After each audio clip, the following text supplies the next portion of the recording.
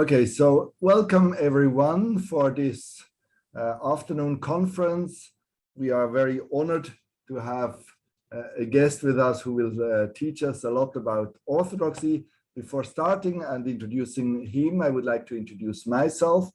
My name is Tobias Brandner. I am a professor at the Chinese University of Hong Kong at the Divinity School of Zhongqi College. I am originally from Switzerland, but I have been living here for about more than 25 years.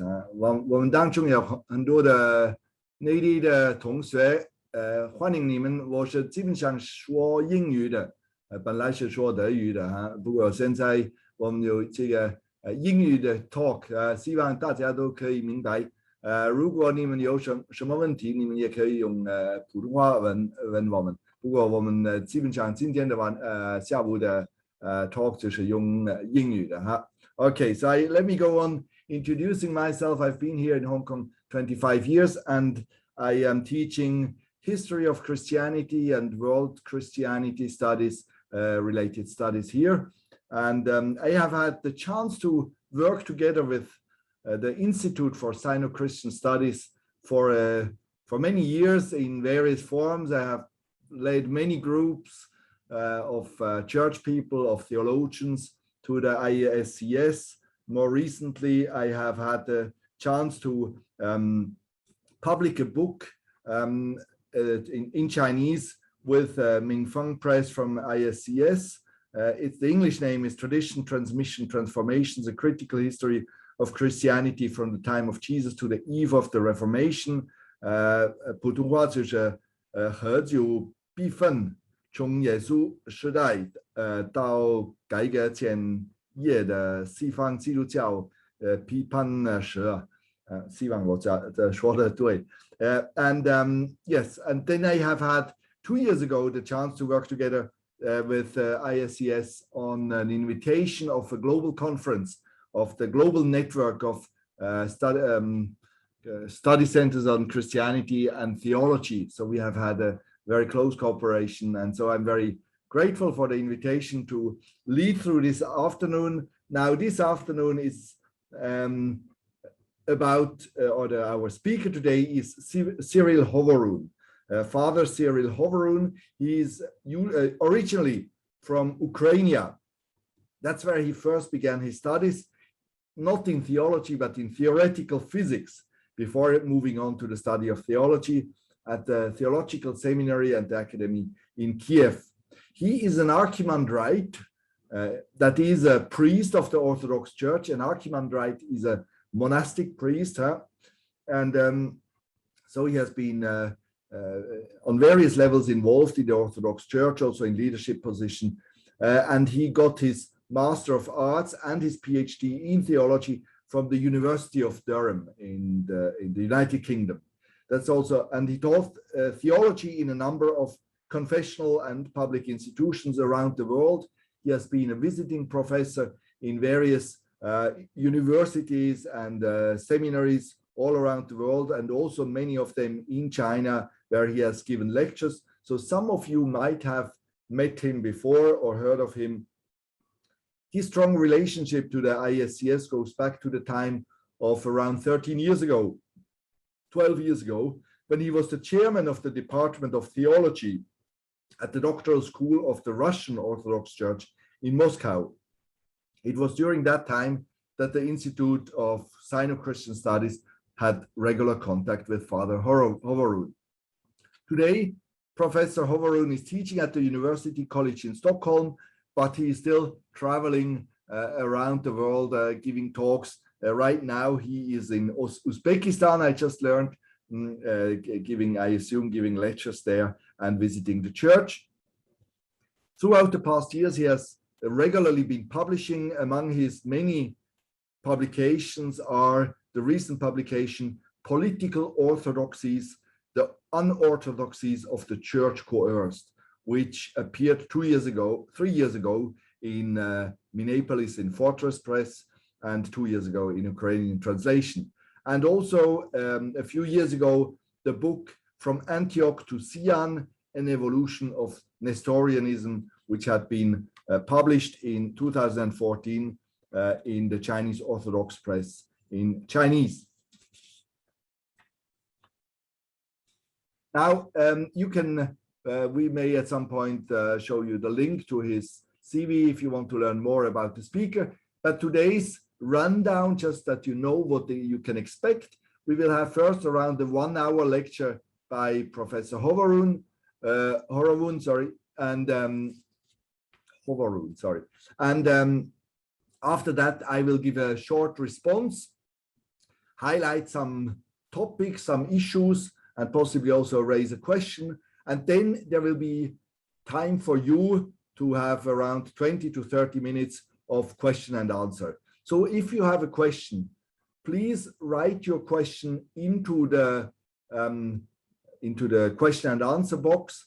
There will not be a possibility for you to raise the question personally. So please put your question either in English or in Chinese in the question box, and we will then bring the question to the attention of our speaker. So without further ado, I would like to introduce or to welcome now Cyril Hovorun to start his lecture. Welcome, Cyril. Can we hear you? To be your kind introduction, I can be heard well.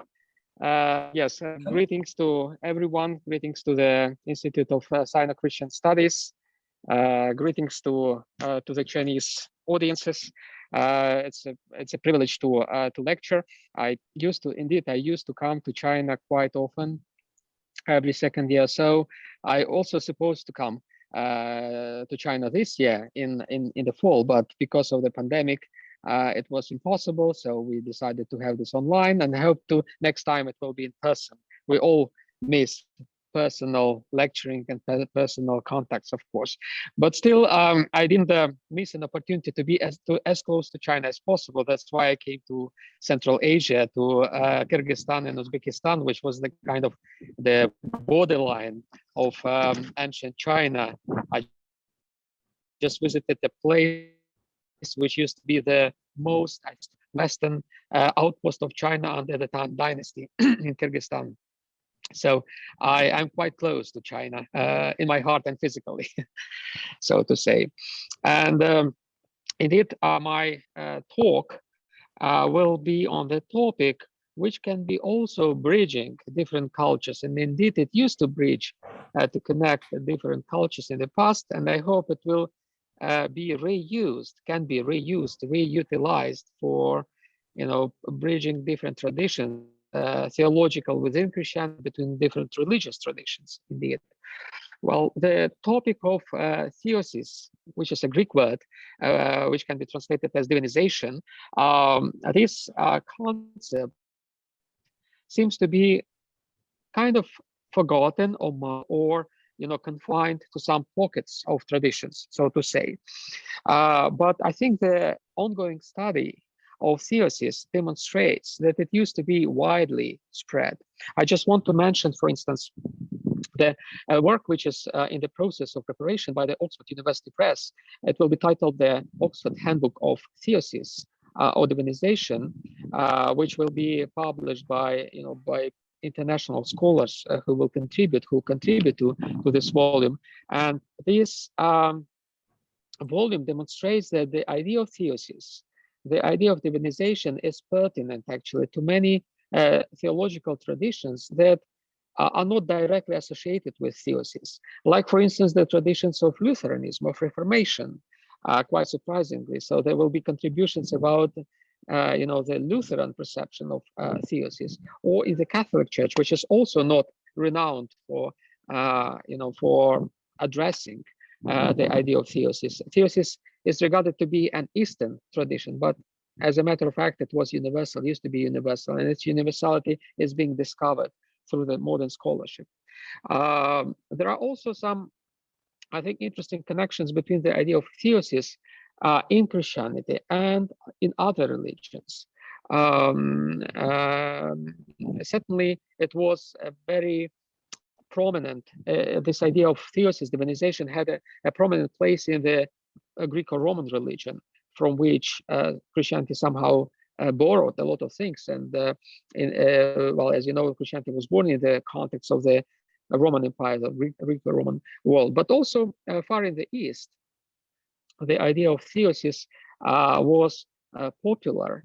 The idea of light, of the divine light. I just today in the morning in Khiva, where I am in Uzbekistan, I visited the foundation of an ancient Zoroastrian temple, because this area, the kingdom of Khwarezm, before Islam, was dominated by, well, by many religions, including Buddhism, but also Zoroastrianism. It was a kind of dominant tradition here, and they had a lot of, you know, temples, and they actually entertained in different forms the idea of theosis, of divinization for the followers of this religion. I'm pretty sure that this idea of theosis can be also found, identified in many other Eastern religions, including the traditional Chinese religion. So it's a lot of it's a lot to explore. So I hope that my lecture will incite you somehow to extrapolate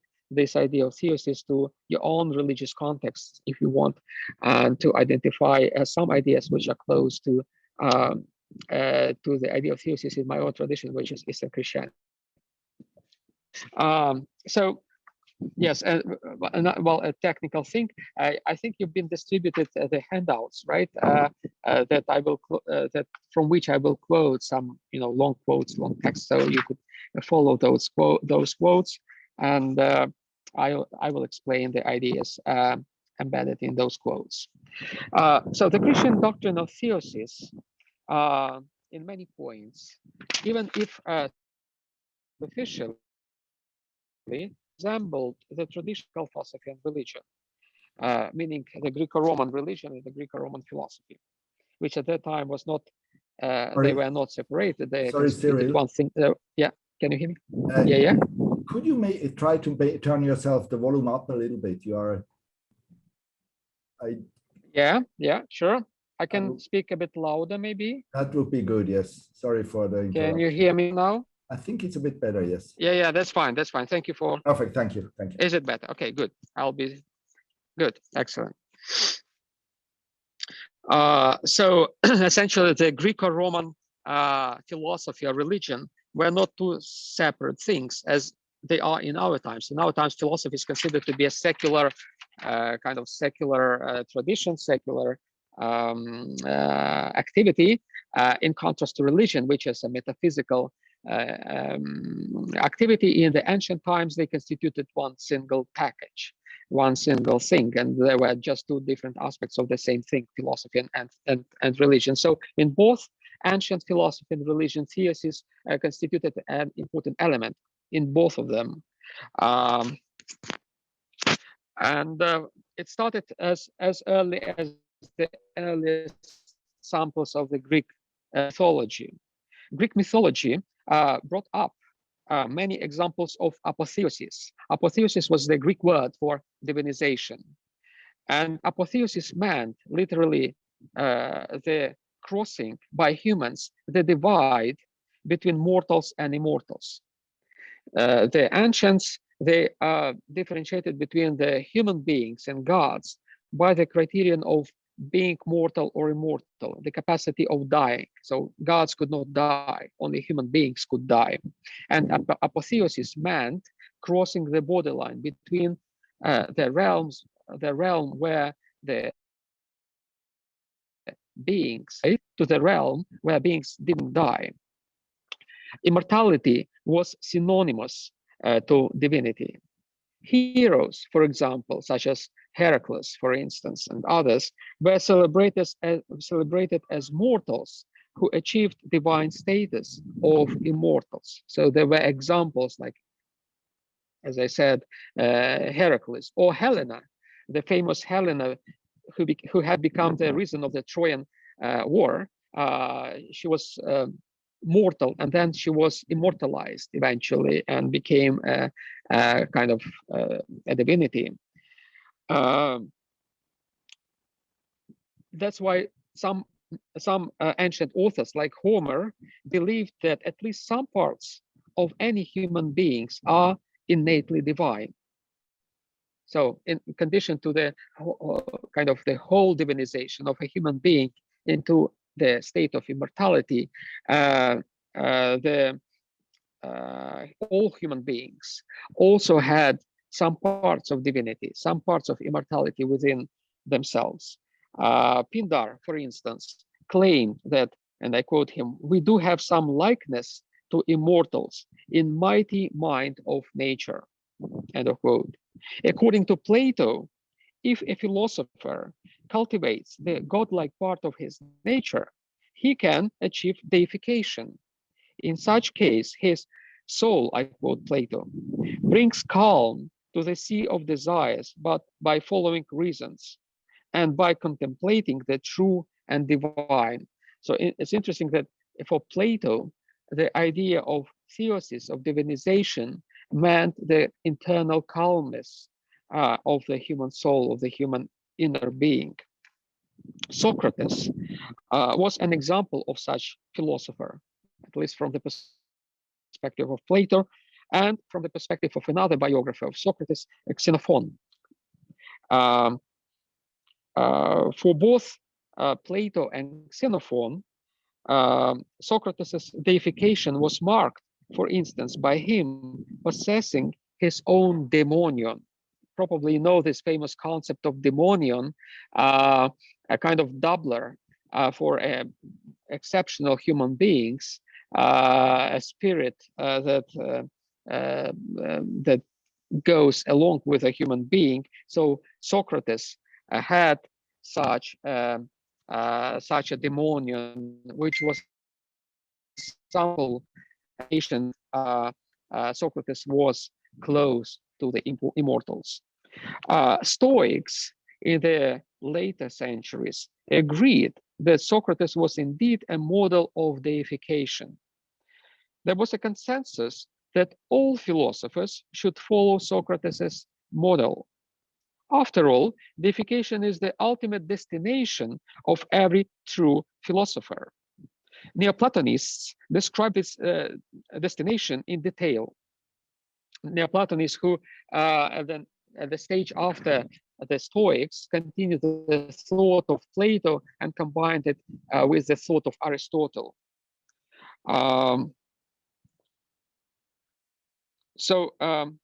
Plotinus, one of the Neoplatonists, yeah, you can see the quote from him, gave an account of his personal experience of what he called identifying with the divine. So Plotinus actually explained how he felt personally.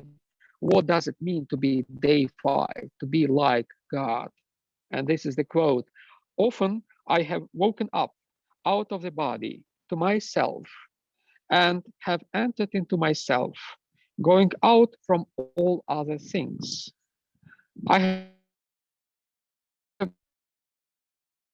a wonderfully assurance that most of all, I belong to the better part. I have actually lived the best life and come to identify with the divine and set firm in it. I have come to that supreme actuality, setting myself above all else in the realm of the intellect. And after that, rest in the divine, when I have come down from intellect to discursive reasoning. I am puzzled how I ever came down and how my soul has come to be in the body when it is what it has shown itself to be by itself, even when it is in the body." This is an interesting experience which resonates somehow with the posterior Christian experiences of a person getting out of himself. The Greeks used for this the word ecstasis. Probably you know this word. It is also used in English. Ecstasis meaning literally standing out of the bodily experiences, the experience of soul, observing, contemplating the world outside the body. Well, in the modern culture, this word, well, is used for drugs, which is a very dubious experience, of course. But the divine experience was completely different, well, from the perspective of ancient philosophers and theologians. So we can see some points of divergence between the ancient Greek and Christian experiences of divinization, of stepping out of themselves. However, the more there were points of convergence between the Christian and pagan takes on divinization, the more the Christian authors stressed the difference between them. So they did not want to identify their own experience of divinization with the ancient Greek experience of divinization. Then they believed that the ancient Greek experience of divinization was kind of demonic, was not correct, was not okay. And that's why they stress that our Christian experience of divinization is different. For this reason, they avoided to use the term apotheosis, the ancient Greek term apotheosis for divinization, and instead they coined a new term, theosis. So even though these two words are very similar, apotheosis and theosis, they were used for different purposes. Theosis is a Christian word for divinization. Apotheosis is a pagan word for divinization. For the Christian theologians, Christian theosis is possible only because of the incarnation. As in the incarnation, God appropriated humankind, so all human beings can appropriate divine qualities through their participation in the incarnation. They can become like God without, however, turning to God. So that was the difference between the Christian idea of divinization and the pagan. For the pagans, human beings could become actual gods, could like live in Olympus, could be like gods and essentially turn to gods. For Christians, human beings can always be only like God, but never can turn to a divinity themselves. Theosis for Christians is a perichoresis with the divine properties, which mirrors the perichoresis of divinity and humanity in the person of Jesus Christ. Perichoresis is kind of mutual penetration. That is the Greek word which means mutual penetration. So the Christians believe that being in divinization can adopt some qualities, some properties of God, but those properties do not make them God, do not make them divine beings. They remain human beings. Their nature remains the same, but some properties that they adopt, they are divine, and that makes a person, a human being, divinized. And this is possible only because of Jesus Christ, exactly. Theosis can be interpreted from the perspective of the logical categories of commonality and particularity. Logics was extremely important for the ancient Greeks and for the Christian theologians. And particularly, the distinction between two categories was important for Neoplatonists and then for the Christian theologians. And that was the distinction between the commonality and particularity. To explain it in a very simple way, commonality is the common denominator that we can identify in two different things. Like I can take two tables next to each other. They will be two particular tables, but they share some commonality, the common nature of tables or tableness, so to say, tableness. And that is the commonality.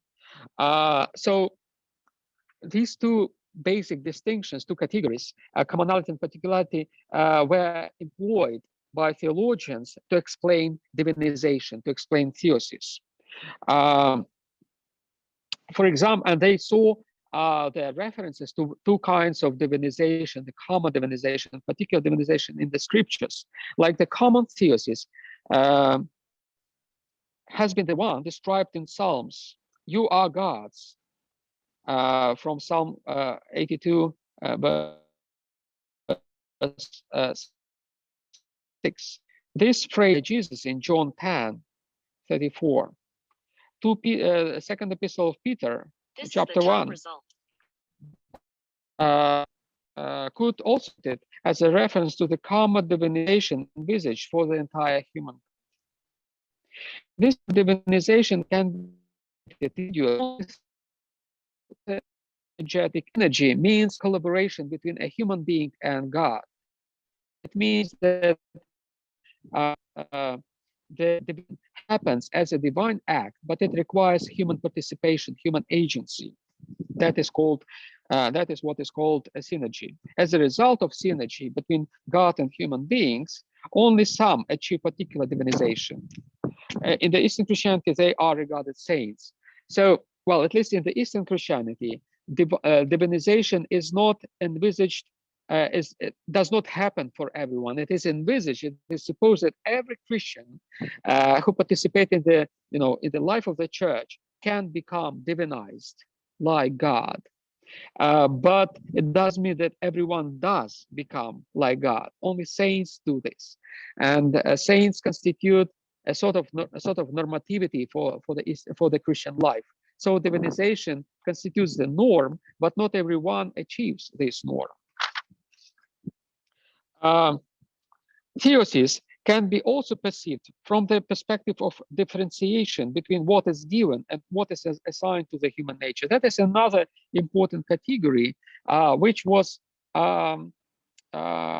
which goes back to Aristotle at least, and was particularly appropriated by Christian theologians. So they differentiated between something which is given to human nature and something that is supposed to be achieved by every individual human being. So theosis is the ultimate assignment for every human being. At the same time, every human being has a godlike part in his or her nature, which is in the patristic literature has been denoted as isotheon, or equal to God, being equal to God. So isotheon is another important concept in the Eastern Christian theology of divinization. It comes together with theosis.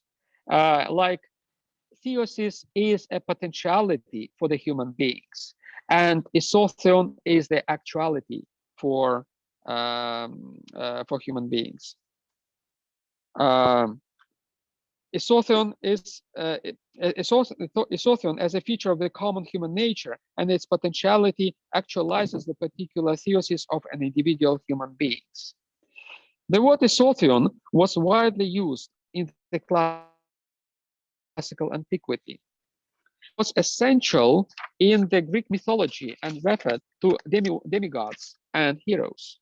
Dramatic and hermeneutical texts also often used it to praise their protagonists, such as Odysseus. So Homer often referred to Odysseus as the one who is isotheon, equal to God.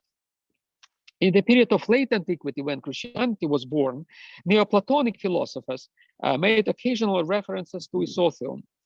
Iamblichus, for instance, stated that God-equal deeds, isothea erga, cannot be done without help of the gods. It's interesting that Iamblichus also stressed the idea of synergy, of collaboration between human beings and gods in achieving the status of divinization.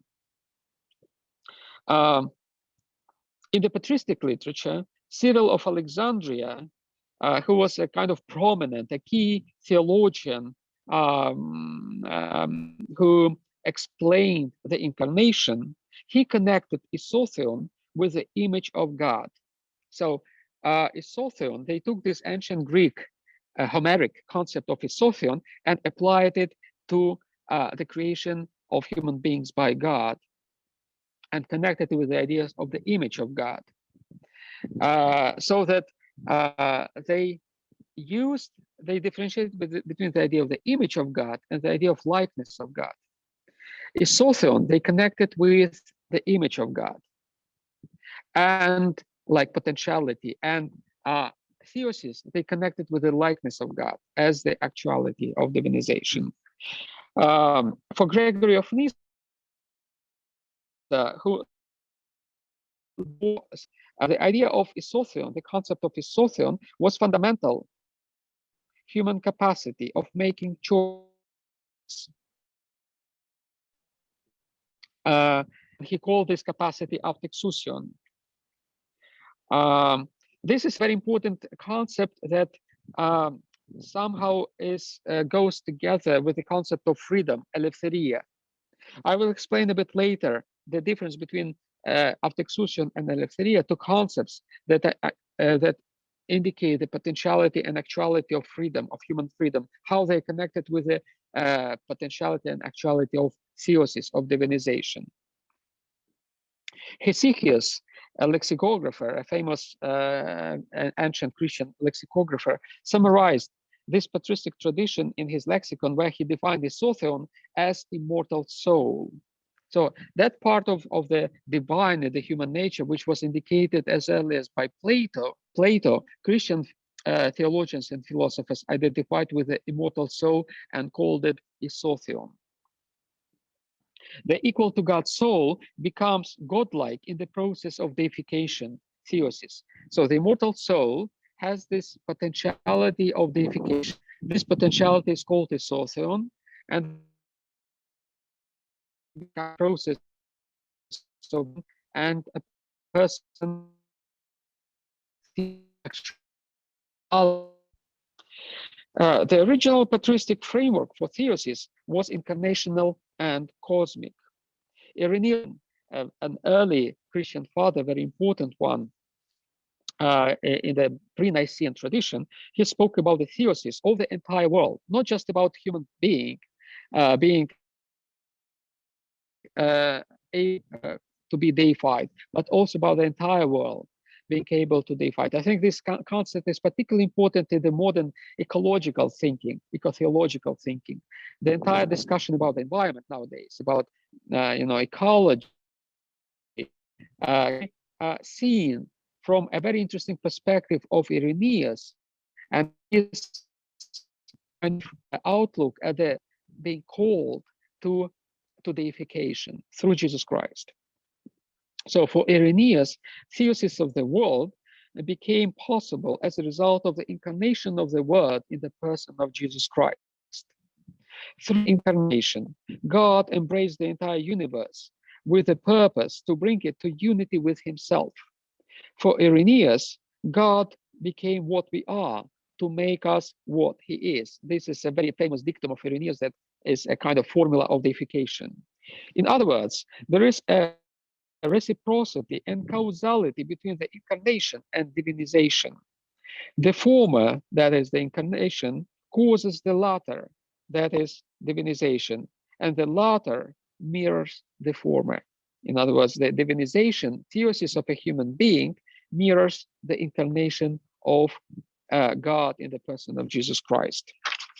Irenaeus called God's embracement of the entire created world recapitulatio or anakephaleosis, well, the Latin, the Greek words.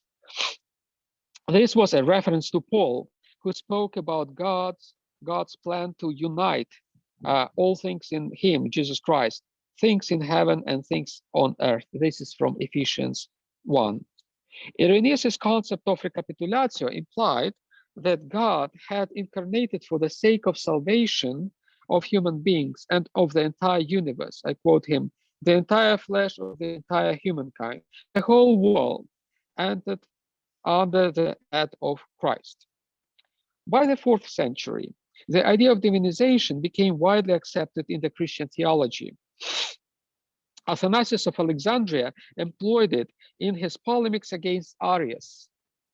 Well, I assume that you've heard about the Arian controversy, how they argued in the 4th century in Alexandria then in the entire Greco-Roman world about whether Jesus Christ is a true God, true Son of God, whether there is a subordination of the Son to the Father, whether there is a distance between the Son and the Father. So all this discussion had to do with the concept of deification. The concept of deification is somehow a clue to understand this controversy, the arguments of both sides.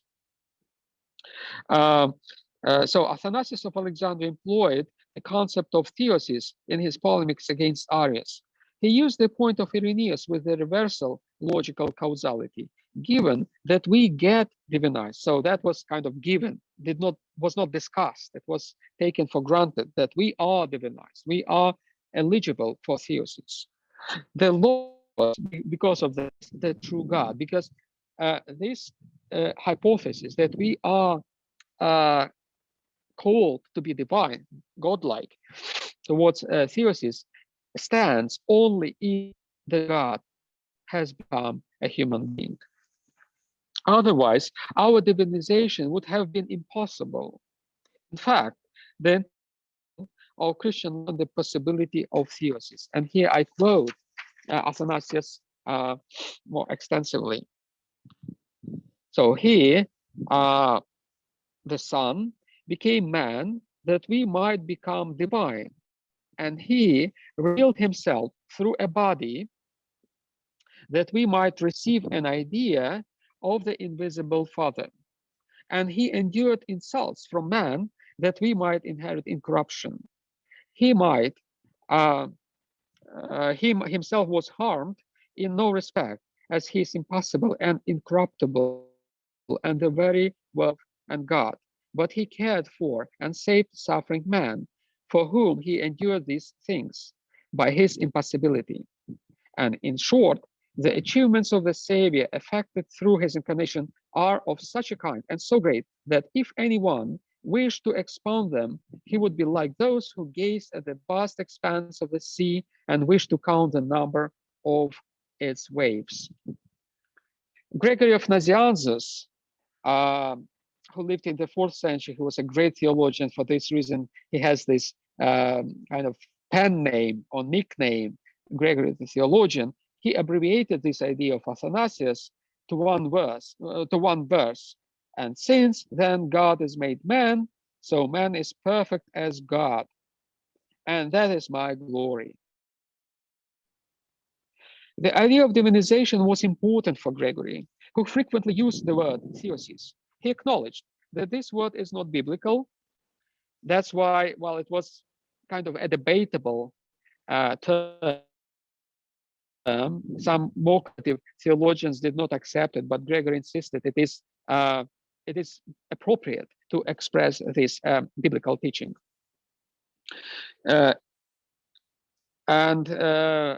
Well, from this perspective, the term theosis was as new as other key words discussed widely in that period of time, such as homoousios or hypostasis. While still some conservative theologians did not accept those terms, and confederates, Dortian fathers insisted that those terms are acceptable even though they are not biblical.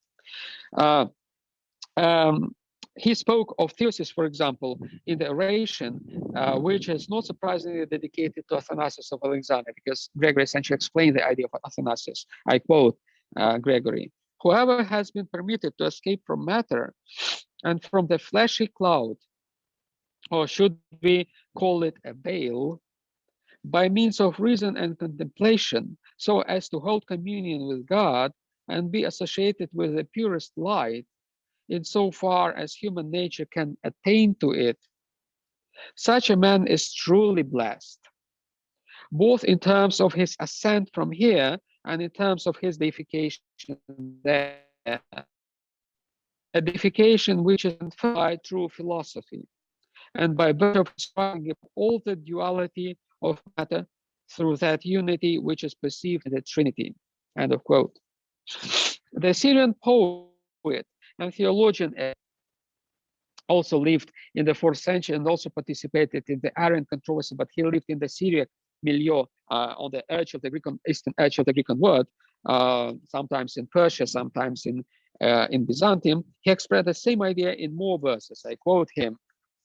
It is a beautiful Syriac poem that he dedicates to this concept of theosis. It is he who was begotten of divinity according to his nature, and of humanity, which was not according to his nature, and of baptism, which was not his habit, so that we might be begotten of humanity, according to our nature, and of divinity, which is not according to our nature, and of the spirit, which is not our habit. So this is a direct reference to the deification of our humanity, which is not natural for us, but which we can achieve owing to the incarnation of God. The writings of Pseudo-Dionysius the Areopagite, a writer who lived also in Syria in the early 6th century, constituted a landmark in the Christian theology of theosis. This pseudonymous author, he concealed his identity behind this biblical kind of figure of Dionysius the Areopagite, but we don't know his real name. And he made the theology of theosis his central topic and a departure point for the exploration of other theological topics. So it was a kind of a key to the Pseudo-Dionysian theology. Being a Neoplatonist, Pseudo-Dionysius, in the Platonic way, spoke about godlike minds that ascend to the archetype. He spoke about architheos as the archetype for theosis. And they become similar to this architheos, the original God. As a Christian, however, Pseudo-Dionysius specified that this archetype has names, the Father and the Son. Pseudo-Dionysius went further than any other Christian theologian before him in asserting that a human being can become not only godlike, but also father-like and son-like. At the same time, he stressed that there is always an unsurmountable chasm between God and creatures, however godlike the latter can become. And I quote him, "The procession of our intellectual activity can at least go this far, that all fatherhood and all sonship gifts and on the celestial powers. This is why godlike, deiform theoides, he used the words, come to be and be named gods or father of gods. Fatherhood and sonship of this kind are bestowed by that supreme source of fatherhood and sonship on us, brought to perfection in a spiritual fashion. That is incorporeally, immaterially, and in the domain of mind. And this is the work of the divine spirit, which is located beyond all conceptual immateriality and all divinization. And it is the work too of the Father and of the Son, who supremely transcend all divine fatherhood and sonship.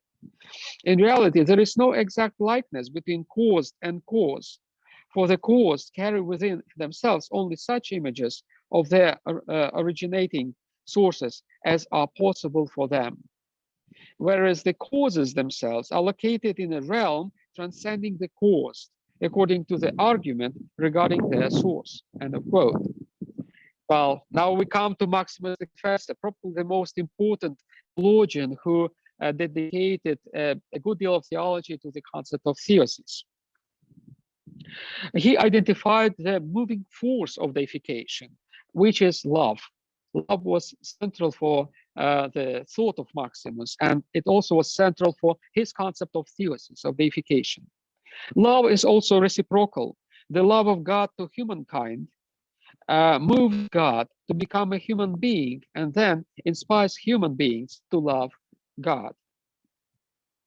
Out of love to God, human beings move to him and become deified. So love moves human beings towards deification. And I quote Maximus, "He himself by grace is and is called God, just as God by his condensation is and is called man for the sake of man. And also that so that the power of this reciprocal disposition might be shown forth herein, a power that divinizes man through his love for God and humanizes God through his love for man. And by this beautiful exchange, it renders God man by reason of the divinization of man, and man God by reason of the incarnation of God. For the Logos of God, who is God, wills always and in all things to accomplish the mystery of his embodiment." So essentially, Maximus says the same as his predecessors, that God becomes a human being in order to make a human being divine.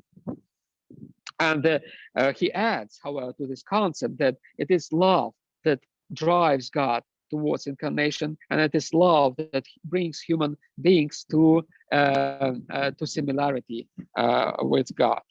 Maximus thus added an important nuance, yes, to the basic thesis that God became a human being to make a human being divine.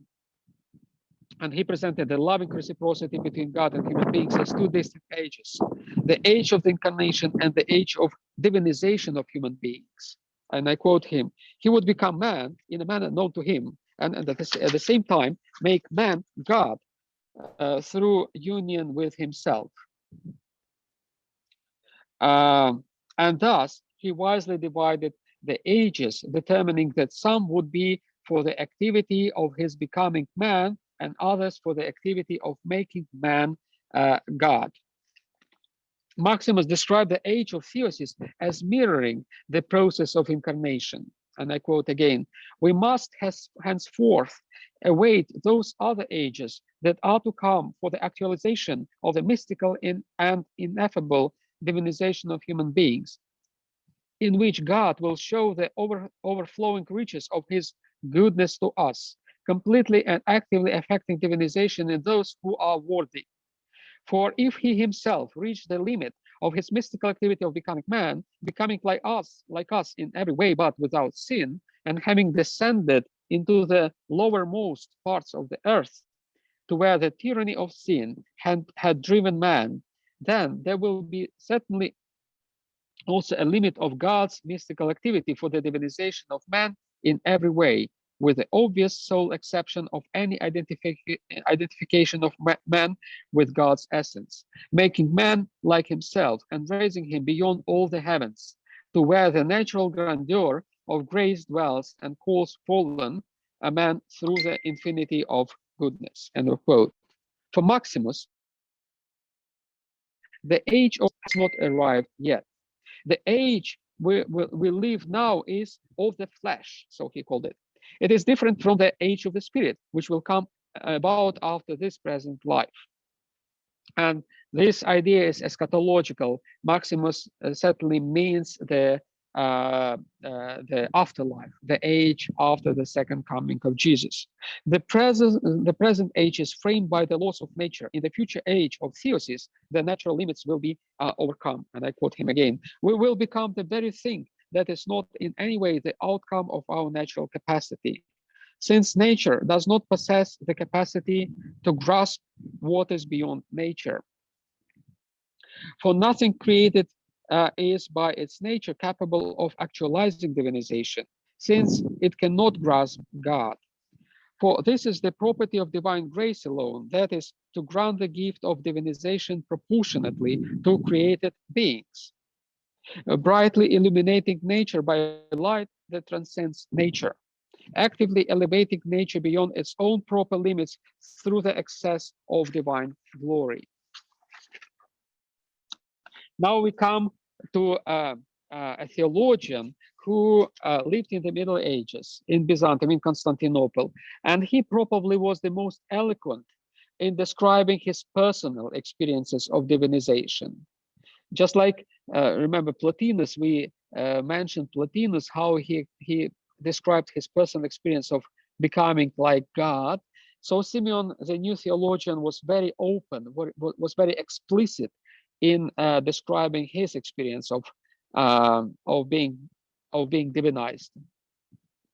He described how thesis affects human beings and experiences. And him is the source of such experience. And I quote him, "My hand is Christ and my foot is Christ." Well, Simeon wrote these verses after taking communion, and this was his experience of, contemplating himself being transformed, transfigured after the divine liturgy, after taking communion, Eucharist. And he continues, "And I, miserable, am a hand of Christ and a foot of Christ. I move my hand, and it is the whole Christ who is my hand, since we should think that the divine divinity is undivided. I move my, and behold, it shines like he himself. Do not say that I am blaspheming, but rather accept this and venerate Christ, who makes you such. Thus, you have recognized my finger to be Christ, and even my pudendum. Did you not tremble? Did you not feel shame when you said that Christ is like my uncomely member? I suspect that you pronounce blasphemy. So, for Simeon, the entire human being, the entire human body can be, excuse me, my leaves can be,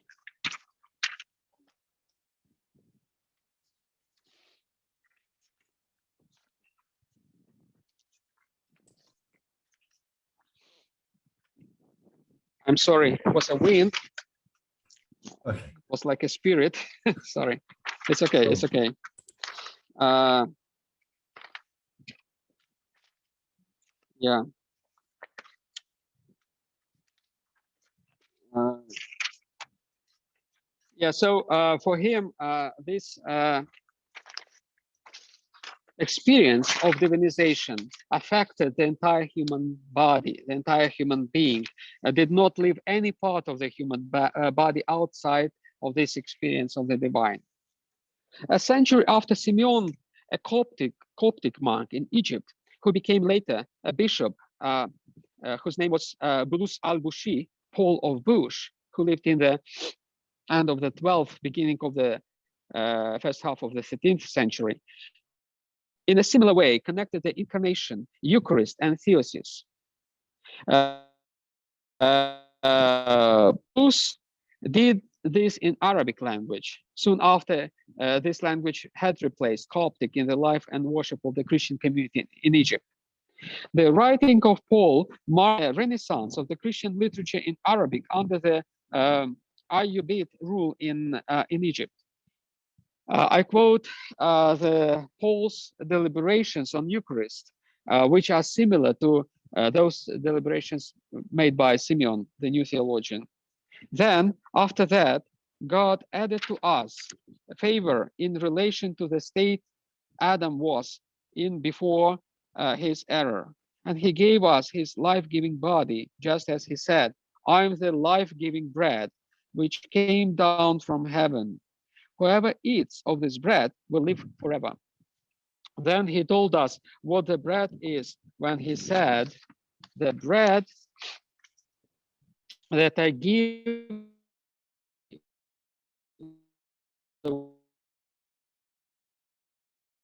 even a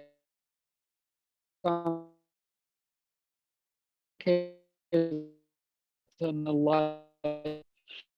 His statement in you means in your essential nature, essence.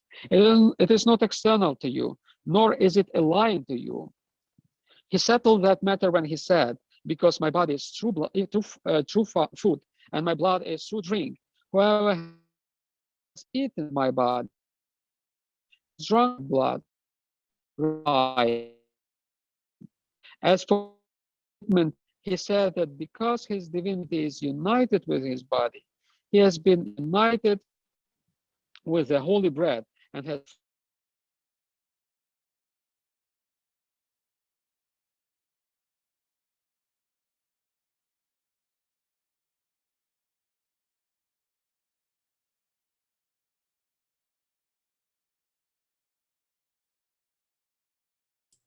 Yes, it seems to be that Cyril has to come back in again. a disruption. Yes, welcome back. Yeah. We can see you now. Okay, can you see me? Yes, we can see you and we can hear good. you. Okay, you can go on. Okay, good. Yeah. So I continue. I continue quoting Bulus al-Bushi. He has been united with the holy bread and has transformed it into his body in truth and not merely in likeness. Then he said the greatest thing when he made the statement, just as the living Father sent me, and I have life on account of the Father, so too whoever eats me lives on account of me. He did not need to say here, whoever eats my body, because he already had established that in the preceding statement. He said first, the living bread, and informed us that that bread was truly his body. Then he said third, whoever eats me. He means here that he is God incarnate, and his divinity is not differentiated from his humanity. Whoever partakes of the Eucharist in a worthy manner and with faith, God resides in him and gives him the life that he gave to the body united to him. The idea of divinization is particularly strong in the Coptic spirituality and theology, and continues to be very strong. If you go, say, to Coptic monasteries nowadays in Egypt, in the desert, and you talk to monks there, they continue, speaking about divinization as the kind of immediate experience. It continues to be very important, and we can see this in the writings of the modern Coptic writers and theologians, such as a modern spiritual writer, Matta al-Maskin, Matthew the Poor, who lived very recently, and he died only in 2006. He was an important figure in the Coptic theology and the Coptic spirituality, spiritual writer, and he reflected on the centuries-long Coptic tradition of theology of theosis. Similarly to Paul of Bush, Matthew wrote in Arabic, and I quote him. He wrote, there occurred a change which the Father termed as deification through the mediation of Christ. Human nature has undergone a heavenly recreation from water and from the Spirit. It has achieved with God grace. End of quote. Oh no, sorry, I continue the quote. It's just a different passage from Paul. The deification, theosis, that the fathers had in mind does not mean the change of the human nature into a divine one. Rather, it means qualifying nature for life with God in a communion of love. So it's interesting how he summarizes. Paul summarizes the teaching of the early fathers, who insisted that there is no kind of change, transubstantiation of the human nature into the divine nature, but it means the adoption of some qualities, properties, which are divine by the human nature, and this happens under the influence of love. And he continues, this is accomplished by lifting the serious barrier that severes the life of man from that of God, namely sin. This takes place through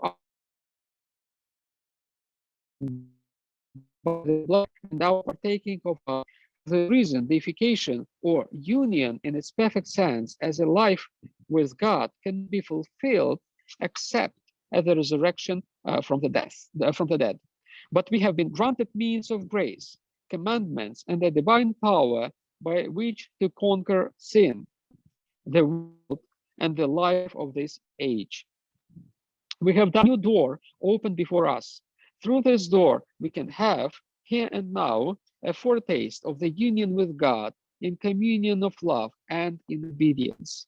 Therefore, the union of man with God, or the legitimate aim to seek.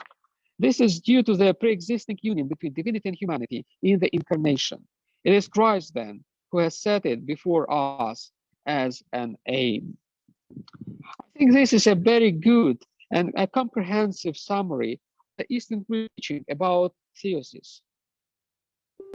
To summarize this teaching, we can say that divinization of human beings is possible because of the incarnation, and constitutes the telos, the end, the purpose, the rush of the Christian life. To an R, it includes the purpose of salvation. I want to explain myself maybe a bit clearer here.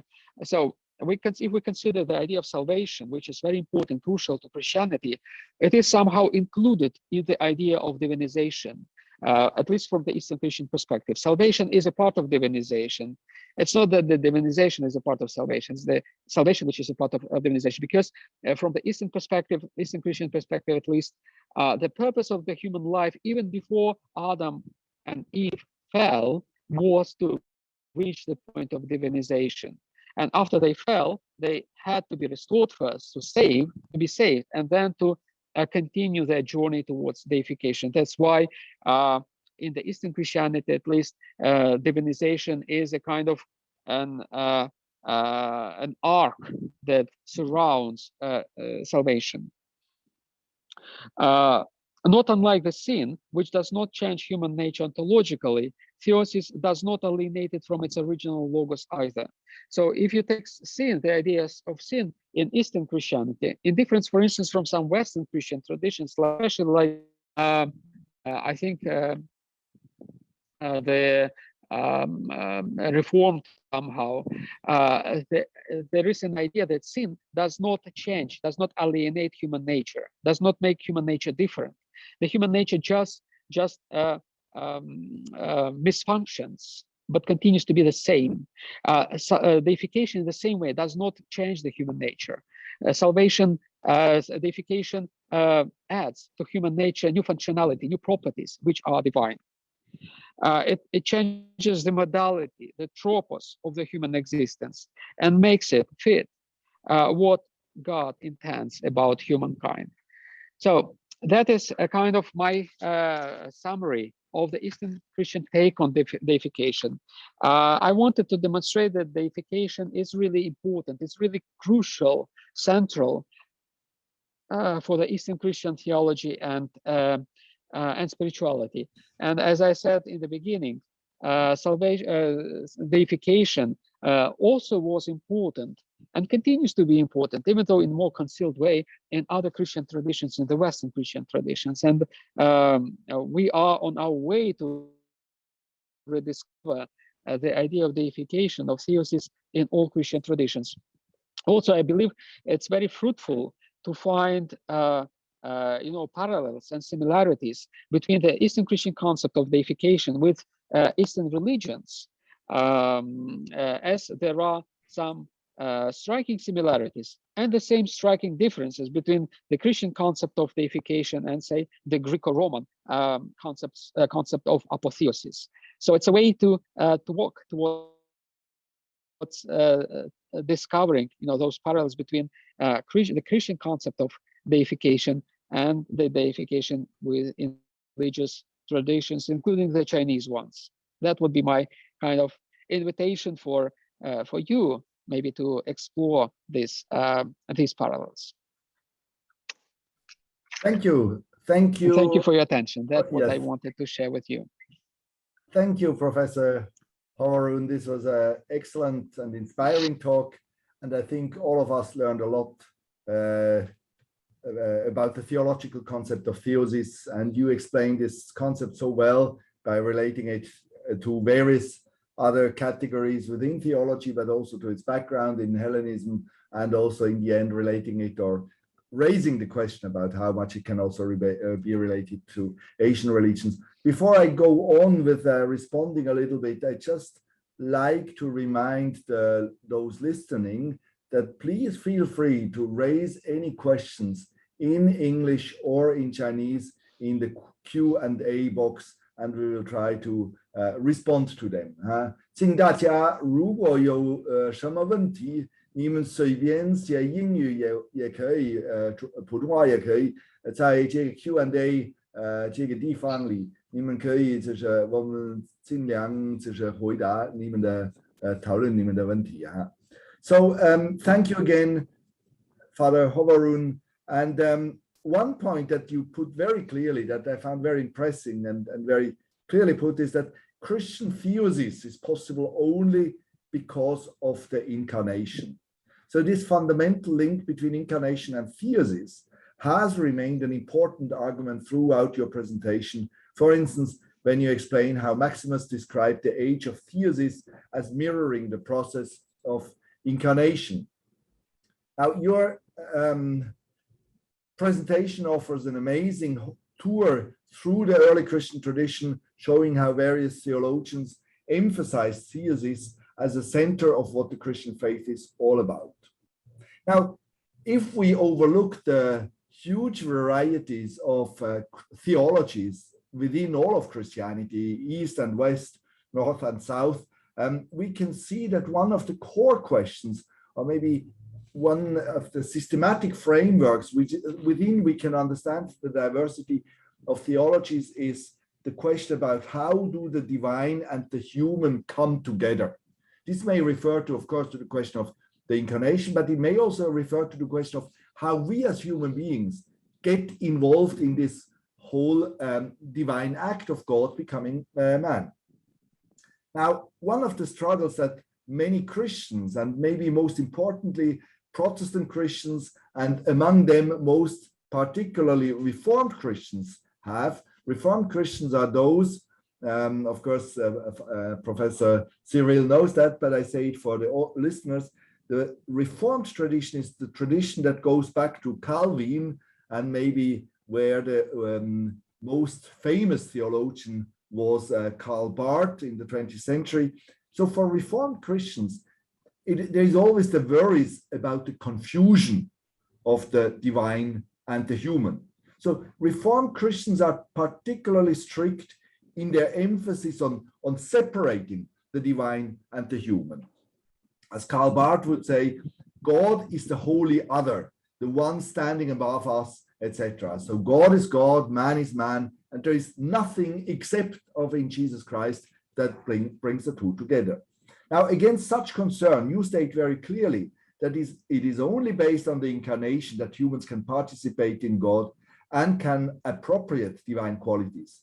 Maybe the place where you explain it most pointedly is when you say they can become like God without turning to God. I really like this early in your talk, you said that. So also you refer to the idea of perichoresis. You know, perichoresis means the ambulation or the exchange of properties among the three persons of the Trinity, so the three persons of the Trinity mutually dwell in each other, exchange their particularities, and that humans can, based on such mutual appropriation, also appropriate divine qualities.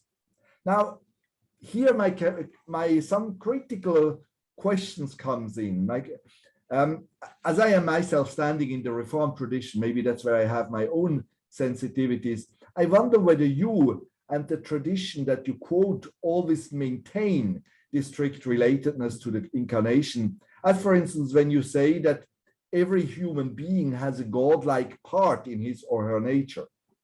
Actually, also when you refer to the Eastern tradition, because one of the reservations I have regarding the Eastern tradition is that this separation is not always clearly maintained. God is somehow also in us. We are also kind of turning divine. So is this really a part in us that we have?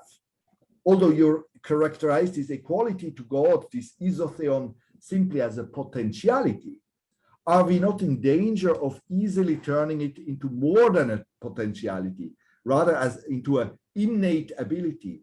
As for instance, when Hesychus described it as our immortal soul. That's one of the problems I have there. One fundamental concern that the concept of theosis caused is the so-called Feuerbachian danger. Maybe just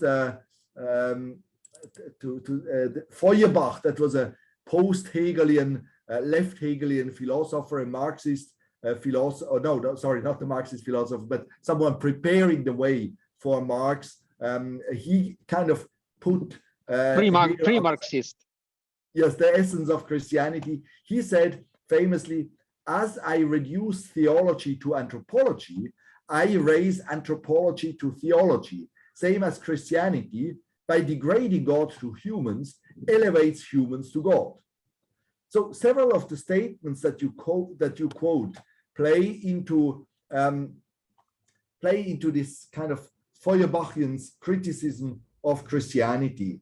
In hearing these quotes, Christianity appears simply as making man perfect in God because God is made man, as for instance in your quote of Gregory of Nazianzus. So, but on the other side, and I really appreciate that you do mention several theologians that remove the concept of theosis from human achievability. I found this already the case in Irenaeus' category of anakephalaiosis or recapitulatio, which seems to be clearly an eschatological category. So not something that happens within this world, but happens at the end of the times. So this builds the eschatological horizon of God's actions. And even more clearly, in your final reference to Matthew the Poor, I really like this reference, you explain very clearly that the theosis or the deification cannot be fulfilled except at the resurrection from the dead.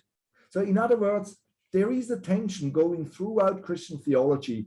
It is the tension between humans' active participation in the path of salvation and humans' passive receptivity in the path of salvation. Again, you could take these two stands as embracing all of theology. Somehow all of theology can be located somewhere within this tension between human participation and human passivity.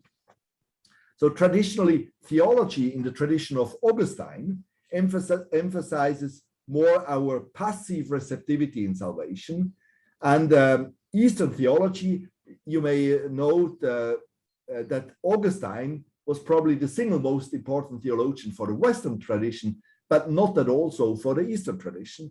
So Eastern theology emphasized more our active participation in this process and our gradual progress. Yet again, this is not just a duality between East and West, because also in the West, we have traditions such as the Methodist or the Armenian tradition, or also partly the Roman Catholic tradition that emphasizes more some level of participation of humans in the path of salvation.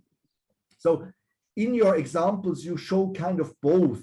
You show, you give quotes, you refer to theologians of the Eastern tradition that kind of talk about some human participation, but then also you talk about people from the theologians who are more aware of the danger of too much emphasizing human contribution and try to counter it. So my fundamental question to you is, how much is theosis something that can be reached in this life? And maybe I connect another question to this, and then I would like then to pass also on to questions by our audience. You know, in the Western tradition, maybe one, besides the Roman Catholic tradition, the Methodist tradition is one that has very much emphasized this kind of participation. It's the Armenian soteriology.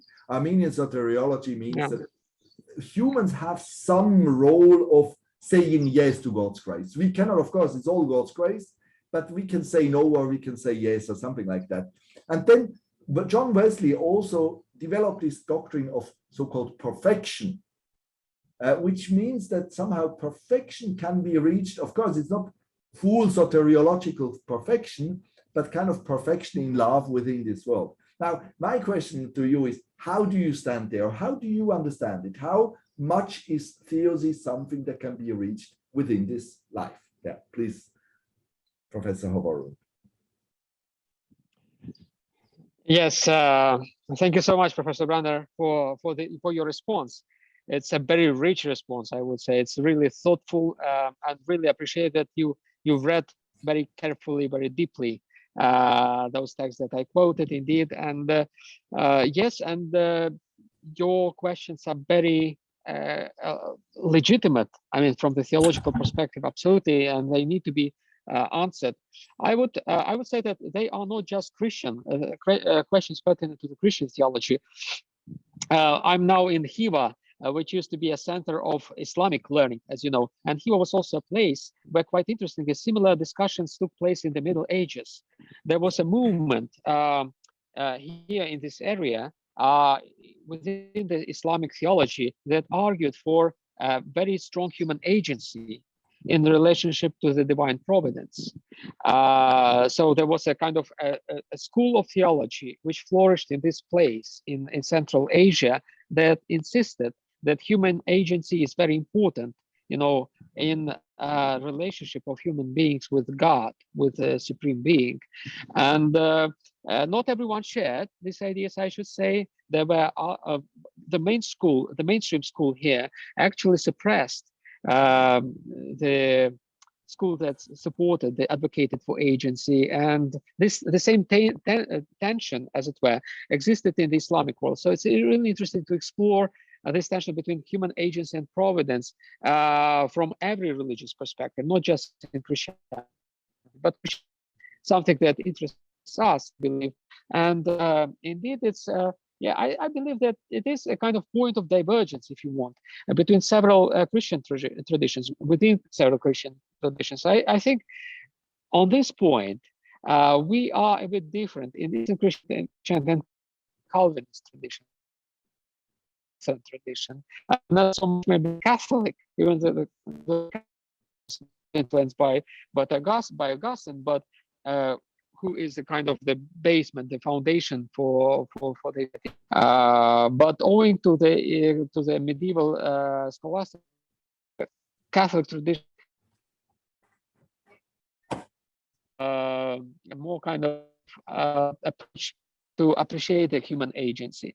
I would answer maybe briefly how we perceive the idea of energy, vibration between and an image which was uttered by a modern theologian. He was not really a theologian; he was a monk. Can you go closer to the microphone?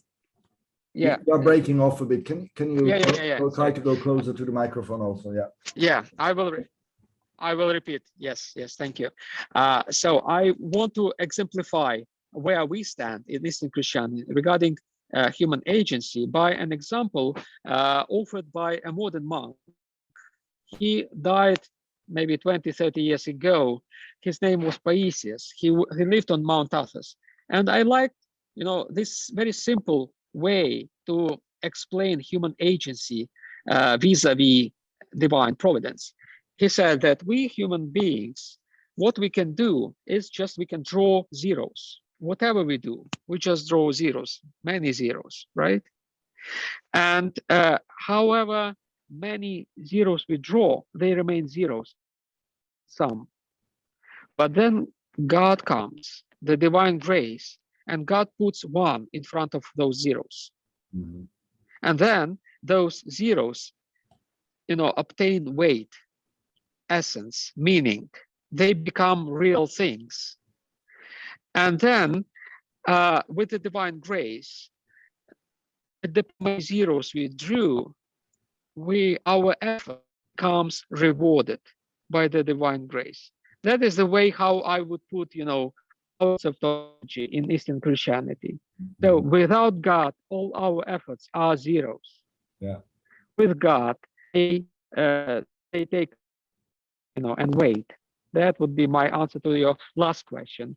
And speaking about the first question about the kind of divided line between the divine and human, I think in Eastern Christianity we are very clear about distinguishing between what is created and uncreated. Like the ancient Greeks, they use the category of mortality to differentiate between the transcendent and immanent, between the divine and human. So they use the category immortality. In Christianity, we use the category of createdness. What is created and what is not created, what is uncreated. And I think this dividing line is very clear with us. We human beings are created. We cannot become uncreated. But we can be united with God by his uncreatedness. That's why in Eastern Christianity, we have another important idea of energies, energia, or activities. They can be translated as activities. Properly know that in the Middle we had the theologians such as Gregory Palamas who articulated this theology of uncreated energies, that God has energies, and the energies, activities, is God himself. They are uncreated. And we believe that we as Christians can participate not in the divine essence, which is inaccessible for us, but in the divine energies, which are God himself. They are uncreated, but these energies actually make God standing out, coming out to us and uniting, bringing us in unity with God. The Christians experience these energies not just like concepts, like ideas, but as light. And they use this image of God, of divine light, as the uncreated energy of God coming to us and enlightening us. Simeon, the new theologian, whom I mentioned, described this experience of the divine light as penetrating the human being and making human beings divinized. Theosis is the result of the divine light energy coming out from God and penetrating us and bringing us closer to God. Of course, we still distinguish between God and human beings in the process of theosis. I supposedly use the term distinction as different from separation. In Christology, in the Christian East, we differentiate between those two concepts, distinction and separation. We can separate two things. It's a physical process of separation. And in this sense, God is separated from human beings because God is uncreated, human beings are created. But in Jesus Christ, they came together to the extent of not being separated, but being only distinguished. And in the process of theosis, believe that in theosis, in a human being, God becomes united with a human being to the extent of not being separated, but being distinguished. So that is a kind of important nuance that we use. It means that God remains God, human in beings. There's a huge chasm still between God and human beings. The chasm that cannot be bridged by human effort. Through Jesus Christ, this chasm is bridged, which is our theory. That would be your questions. Thank you, Father Cyril. We have now 5 questions here, so if there is anyone more, please write in now, because I will stop. I don't want to go beyond maybe 4:40, another maximum 20 minutes. We actually plan to finish at by half, but I would like to give justice to those who have asked questions. So so you have to be relatively short, Professor Hovarun. The first question comes from Peter Xie from Taiwan, who has participated in the translation of some works on theosis. So he asks, I do have a question regarding to Gregory of Palamas and Vladimir Lossky's theology of energy. I wonder if I can get your opinion. The theology of energy stresses the difference between divine and human natures, so that two natures will have no chance of mixture or change into another nature. Therefore, when Lossky Palamas interpret 2 Peter 1:4, the partaker of divine nature, they change the meaning of the stance from the meaning of words to human can only participate in divine energy, not divine nature. If so, do you think this stress might endanger the true or the actual unity of the divine and human nature, since unity involves koinonia of each other? So how do you see that? Yeah, that's a very good point. Thank you for this question. You indicated what Palamas and Lossky and other theologians stressed. Indeed, we believe that we cannot participate in the divine essence. Well, they use the word, the Eastern kind of theologians were careful enough not to use the word nature, thesis, in application to God. They use the word essence in application to God as the aspect of the divine which is inaccessible for human experience. This essence remains what they call the divine darkness. Darkness not in the sense of evil, but in the sense of something that cannot be penetrated, cannot be accessed by human experience and human knowledge or human experience. So that is the essence which remains outside our reach. But God is not unreachable for us. That's why we introduce this idea, the Christian theologians use this idea of energy, activity, which is the accessible part of God. So the nature, essentially, the concept of nature, thesis, comprises the concept of essence, ousia, and the concepts of energy, energia, somehow.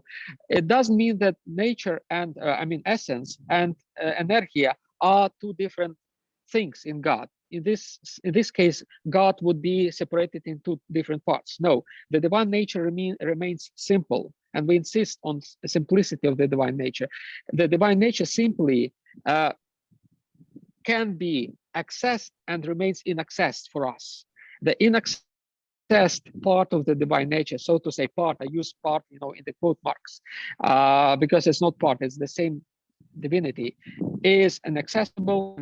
The accessible side of divinity, the side that Moses experienced on Mount Sinai when he saw the rear of God. So to use the biblical language, that is the accessible part of divinity. And in the Christian theology in the East, we call it the activities, the energies of Christ. That's why we do not say that the nature is inaccessible. We don't apply the word thesis actually to God. We apply in the East the concept of ousia as the inaccessible aspect of divinity and energia as the accessible one. Thank you. A question that goes into a similar direction is that it is a question by Sierren too. Tao. It is interesting to note that when Calvin interprets 2 Peter 1:4, he followed a similar concern, stressed that human has no way to participate in divine nature, but only quality of divine nature. Since speaker mentions about Reformed theology and Calvin, yeah, I think this might also be answered by what you have just said. Yeah, I think that's a good point. Yeah, you can also distinguish between the essence and quality, what the Greeks called theosis, the aspect that is the attribute of the divine nature. Of course, they use different terminology. Also, they used like quality, theosis. They used simply because different aspects of quality. We don't need to go deeply into those categories, those differentiations, but I think it's a good way to put it, as it was suggested by the student. Yeah, thank you. Then I have a simple question that you may answer very briefly. What is the role of isotheon in Eastern Christianity today, and is there a corresponding or related concept for isotheon in theology today? Yes, we can say that isotheon is something which has been called in theology as imago Dei, image of God. Oh, yeah, that's good. Yes.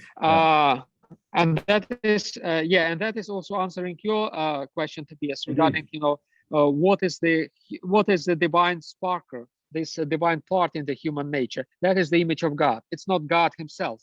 It's the image of God, which is divine in the human. Yeah, that's very. And that we can call isotheon. Yeah, so we could also say that this is something that is always there. So that would also be the role of isotheon in Eastern Christianity today. Exactly. That's kind of like the basis of everything. Yes. Yeah. Okay. Then exactly. Thank you. Then a question on St. Thomas. Is St. Thomas' beatific vision or connature also a sort of theosis? What are their similarities and differences? So he tries to Kiki. Yes, there are some. Yeah, thank you. Yes, it's a very. I think there are some similarities and some differences, Thomas, some irreconcilable differences, I would say, because Thomas insisted that we can experience the divine essence immediately. Something that in the East we do not exactly share, because we still believe in the Christian East that we do not have access to the divine essence. We cannot contemplate the divine essence even in the future age, aeon, after the resurrection. The essence remains completely inaccessible for created beings, however saint, holy they are. We have only access to God through the divine activity, something that Thomas did not actually envisage himself. Yes, that I think there is this kind of difference between Eastern Christianity and the Western Get closer Christianity, to the Roman microphone. Catholic tradition in particular, you going cannot back be, to Thomas. Yeah, I you think cannot there be is heard still a clearly. difference between. Can you? Not clearly Can you now. hear now? No, still not Can well. you hear me? Not well. Okay. Now, is it better now? Yes, now it's better. Yes. Is it better now? No. Yes, better, better. Okay, sorry. So yes, yeah, I believe there is a kind of a point of difference which has not been yet surmounted somehow by theologians, by modern theologians, between East and West regarding the concept of the vision of God, how we envisage the vision of God in the East and in the West. You know, we between the Eastern and Western theologians, we have discussed many differences that existed in the past, like filioque, and we reached an agreement on those differences. But still, we cannot, reach an agreement on the concept of the accessibility of God. It's still kind of a point of divergence, and it goes back to Thomas, goes back to Gregory Palamas, our Eastern theologians. So it's still a debatable issue. We insist in the East that God is inaccessible in his essence, cannot be plated his essence even after the second can be still contemplated in this life through the divine uncreated energies. Okay, please, for all the attendants, don't ask any questions anymore. I close now the questions. We have still a couple of questions going on. I would like to take two questions together, the question by Shirley from the Divinity School and by an anonymous attendee. The question is divinization a kind of status moment, or is it a journey of life? And the other question that is maybe closely related is, does the the sin coming into the world affect the plan of divinization?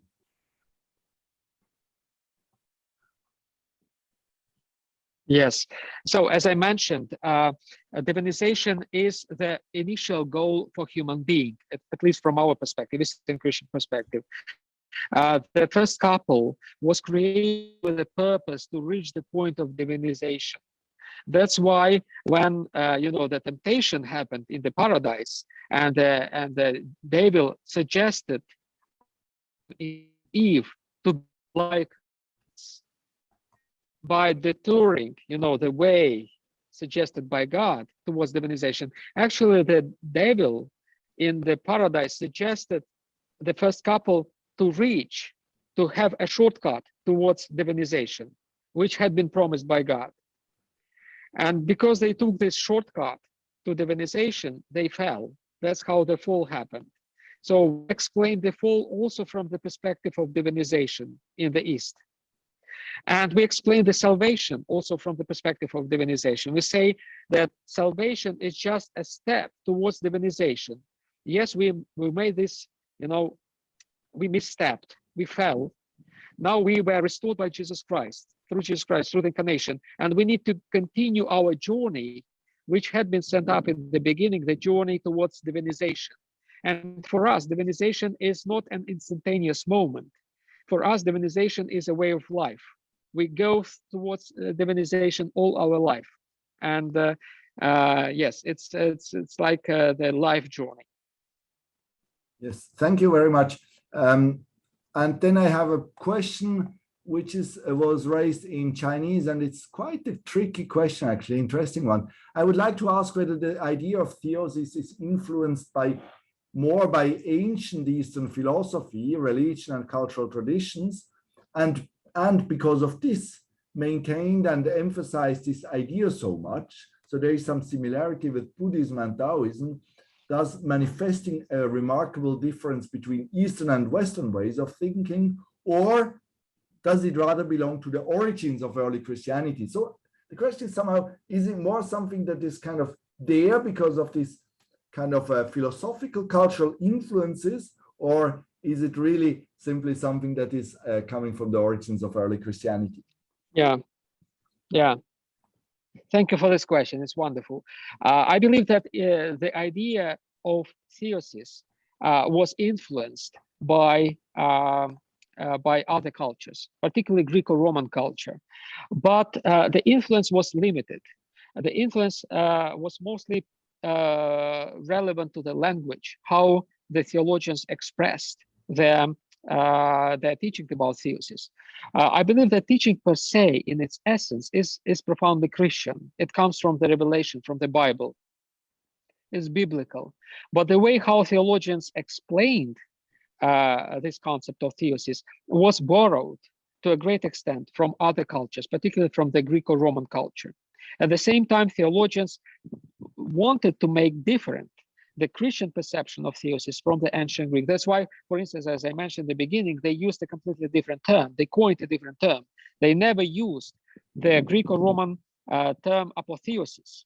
They used the term theosis for that. Yeah, That's why, yes, there are similarities in the language, but the meaning is very Christian, I believe, in this concept of theosis. And of course, there are some parallels between Christianity and Eastern religions. That's true. I would not explain those parallels by borrowings. If you take, for instance, even Islam and Christianity, there are some interesting concepts in Islam about uniting with God through through constant prayer. In Sufism, in Sufi interpretations of Islam, and there is also another similarity between like Jesus prayer and mantra in Buddhism. Some common kind of practices of reaching, unity with God. Yes, there are some parallels. Maybe they are not necessarily like borrowings. Well, people just try to do similar things to get united with God, and they need to be explored. And I believe that yes, Christianity is very self-sufficient theologically, yet it's not a closed system. Yeah. There are many parallels and which need to be explored. I really like this response. I think that is really, this opens up a huge window also of inter-religious, but also intra-religious communication between East and West, but also between Eastern religions and Western or kind of not Western, sorry, Christian religion. So this is a fascinating field, and I'm happy that you are involved there. And obviously, yeah, it's a very makes an important part of your life now being in Uzbekistan. Now, sorry, I have one last question, which goes a little bit into another direction. So please try to respond it very briefly. The question by Chita from COHK is that you mentioned the notion of free will, and the person realized that it is interesting that scriptures talked more about the will of God, and Jesus was proclaiming sometimes not out of his own will, something happened not out of his own will, but out of the will of God. But it seems to this person who asked to Chita that the Old Testament talked very little about the will of God. So when does the idea of free will or the will of God arose? Is it because of the influence of the Greco-Roman or Stoic philosophical influence? How do the Eastern fathers understand the free will? So it's a huge question. So I don't know whether you want to answer it or whether you can give a very short answer. It's huge. Yes, it's huge. Well, actually, I try to answer. I'll try to answer very briefly. Yes. Well, I wrote a dissertation. My PhD thesis was on the concept of free will in the patristic literature. Wow. I should say that indeed it's a huge question indeed for the ancient culture. And if you take Greek tragedy or comedy, the Greek literature, it's all about the prevalence of the divine will over the human will. And I believe only Aristotle started talking about the human agency as independent from the divine, especially in his Nicomachean Ethics. It continued in the Stoic philosophy somehow, but I think flourished really in Christianity. And we owe, as Christians, the idea of human will, human agency, free will to Origen, the great Alexandrian theologian and thinker who lived in the 3rd century, Origen, who actually advocated for the idea of the human agency as a very important component for salvation of human beings. without which salvation is impossible, without human agency. So the posterior father somehow continued this Originian kind of line of thinking. But I think, yes, it is very important. And if we want to understand the Christian concept of free will, we need to go back to origin. And of course, the idea I mentioned in my lecture, the idea of freedom is connected with the idea of theosis. So there is a parallel between the concept of image of God, the concept of sotheon as a potentiality for deification, and the concept of aftexousion as a will, a human freedom, which cannot be taken from human beings, which is kind of nested in the human nature. And then this potentiality can grow into actuality of the likeness of God, when the imago Dei translates or develops into the likeness of God. In terms of theosis, it means divinization. It means that isotheon becomes theosis, the actuality of the deification, and freedom, the potentiality of freedom, aftexousion, becomes eleutheria, the freedom in Christ, the fullness of freedom, which is the goal of Christian life. So there is a correspondence between the idea of image of God, divinization, and freedom. Thank you so much, Father Cyril, Professor Hoveroon. I think your questions, your answers to these many questions showed us, your ability to also engage with the hearers and the audience, and they were very helpful to add to your interesting talk. So I'd like to thank all those who participated in this talk, who raised their questions, for your attention, for your thoughtful participation. It was a pleasure to have you. It was a pleasure to moderate this talk, and so I hope we get in touch soon again physically. Visit us here in Hong Kong, be it on the Tofungshan or here at the Chinese University, and I trust that you will be traveling soon again when borders are more open again in China, so that some of those listening from China or from Taiwan or elsewhere can hear you live. So we wish you all the best, and in the name of thank you so much. Thank you so much. Thank you. You're most welcome. I have a few, just a few final information for the audience. First of all, please follow our WeChat official account. It's SCT. It's uploaded there to obtain the thesis and watch Sino-Christian theology online lecture series. You may also visit our website, on our website, the Logos and Pneuma journal, which is now uploaded to our website for free. So whenever you want to learn more about this kind of this East-West dialogue, the work of Sino-Christian Institute, go to the website and see what you can find there now free for download. Then I would also like to point out to the next lecture, which will take place on the October 22 at the same time, 3 to 4:30 p.m. So that's in a week's time. The topic will be Sins and Boundaries, the Catholic conception of sin in late Ming and early Qing China and its social significance. This will be a lecture given by Xiao Qinghe, professor from Shanghai University, and the interlocutor will be Zhou Weiqi from the Chinese Academy of Social Science. So this is what we have for you today. We wish all of you all the best, a beautiful weekend, and for you, Professor Hoveroon, a beautiful stay in Uzbekistan. I hope you have some good meal there and some good discussions. All the best to you. Thank you. Thank you, everyone. Thank you so much. Thank you. Thank you. Thank you.